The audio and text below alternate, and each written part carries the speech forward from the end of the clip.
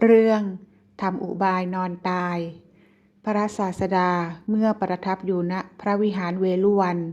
ทรงปรารภความตะเกียกตะกายเพื่อจะปรงพระชนพระองค์เองของพระเทวทัตตรัสพระธรรมเทศนานี้ความว่าพระศาสดาทรงสดับถ้อยคำของภิกษุทั้งหลายในธรรมสภาแล้วตรัสว่าดูก่อนภิกษุทั้งหลายมิใช่แต่ในบัดนี้เท่านั้นที่เทวทัตตะเกียกตะกายเพื่อจะฆ่าเราแม้ในครั้งก่อนก็เคยตะเกียกตะกายมาแล้วเหมือนกันแต่ไม่อาจจะฆ่าเราได้แต่ตนเองต้องลำบากโดยถ่ายเดียวเท่านั้นแล้วทรงนำเอาเรื่องในอดีตมาสาธกดังต่อไปนี้ในอดีตการครั้งพระเจ้าพมทัตเสวยราชสมบัติอยู่ในพระนครพาราณสีพระโพธิสัตว์บังเกิดในกำเนิดหมาจิ้งจอกได้เป็นพญาสิงคารแวดล้อมด้วยหมาจิ้งจอกอยู่ในป่าช้าโดยในสมัยนั้นพระนครพาราณสีมีมหรสพ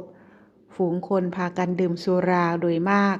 เพราะมหรสพที่จัดขึ้นเพื่อการดื่มสุรานั่นเองครั้งนั้นพวกนักเลงสุราจำนวนมากชวนกันหาสุราและเนื้อมาเป็นอันมากแล้วประดับตกแต่งร่างกายพากันขับร้องแล้วดื่มสุราไปพรางกินเนื้อแกล้มไปพรางพอสิ้นยามแรกชิ้นเนื้อของพวกนั้นก็หมดแต่สุรายังเหลือมากทีเดียวครั้งนั้นนักเลงสุราคนหนึ่งกล่าวว่าส่งชิ้นเนื้อให้ชิ้นหนึ่งเถิดเมื่อได้รับคำตอบว่าเนื้อหมดแล้วก็พูดว่าเมื่อข้ายังอยู่ต้องไม่มีคำว่าเนื้อหมดแล้วกล่าวต่อไปว่าข้าจะฆ่าหมาจิ้งจอกที่มากินเนื้อคนตายในป่าช้าผีดิบเอาเนื้อมันมาจากนั้นก็คว้าไม้พรองออกจากพระนครทางช่องระบายน้ำไปสู่ป่าช้า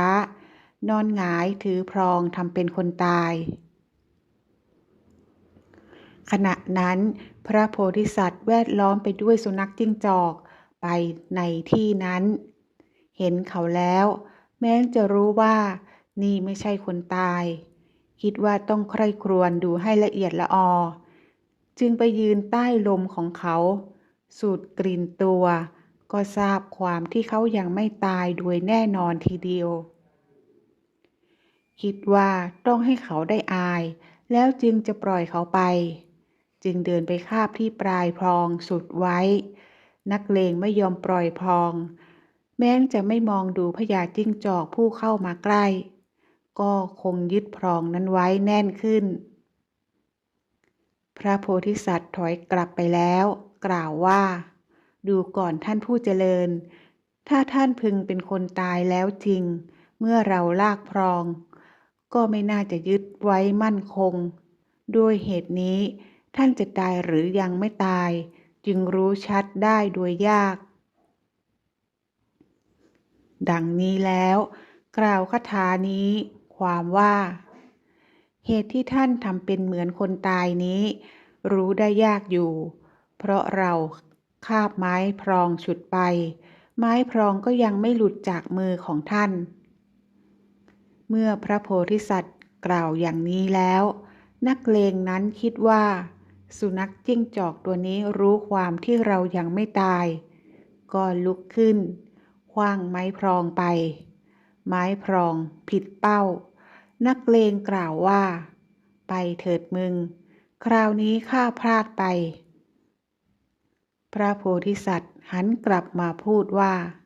ดูก่อนบุรุษผู้เจริญถึงแม้ท่านจะพลาดเราไปท่านคงไม่พลาดมหานรก8 ขุม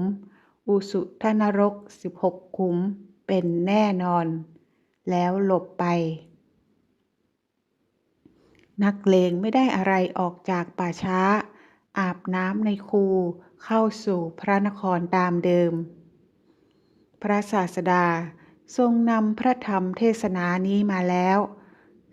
ทรงประชุมชาดกว่านักเลงในครั้งนั้นได้มาเป็นเทวทัตส่วนพญาสิงคารได้มาเป็นเราตถาคต